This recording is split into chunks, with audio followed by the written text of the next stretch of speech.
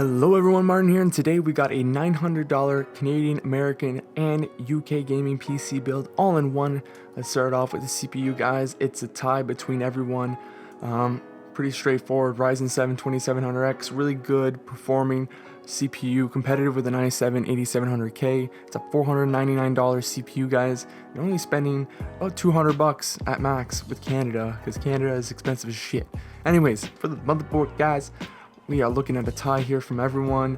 ASRock, Gigabyte, you know, four slots for 64 gigs of RAM, DDR4 supported. You get all the bells and whistles, beautiful, beautiful. For RAM, we got a tie here between the UK and the USA. Both have 32 gigs of RAM.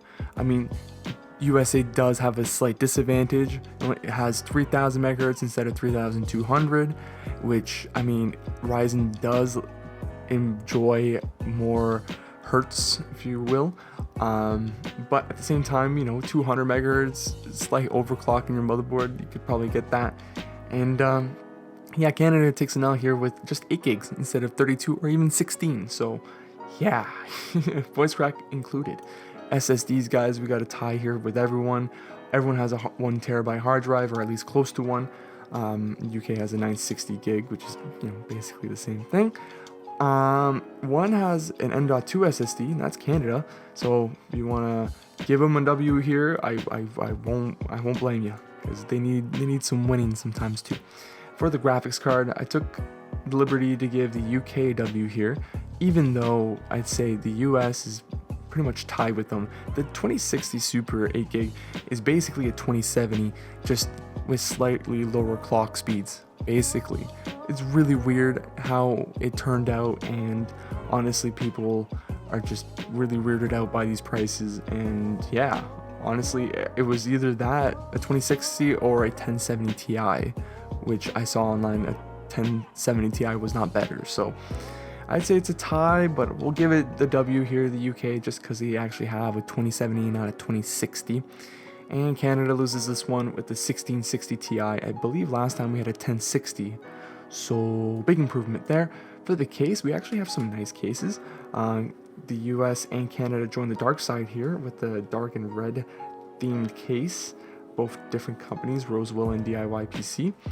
And the UK has a very clean case. Oh my god, everything is glass. Everything is glass. It's glass panels everywhere. It looks like it's gonna shatter, so just don't drop it, but it looks wonderful. It looks like something you don't move. It's so shiny that it has white in it. I don't know if that's part of the design or it's just like shining through it. And for the power supply, guys, UK keeps winning this one, because 550 watt 80 plus gold fully modular power supply versus 700 watt 600 watt won't even matter, you know, because unless they got fully modular 80 plus gold, nah, you're not even in the competition. Okay, just sit down, relax. Okay, let UK take the win here. I think they win all around here, but it's getting closer between them and the US. I mean, if we're looking at the prices for the graphics card, USA is putting more money down on the graphics card, whilst UK is still a little lower. They still have a better graphics card all around, which is surprising. I'm waiting to see when Canada comes out with a 2070 or a newer generation graphics card. I mean, at least they can play 1080p gaming at you know, 60 FPS, even more on ultra settings and stuff like that. So they really have a good graphics card, but yeah, no 20 series yet. Anyways, guys, leave a like and subscribe. And next week we're almost done. Oh my god, we finally hit 900. We're gonna hit 1200 next week. That'll be the first month we completed, and I hope it's not the last. See you guys in the next one. Peace.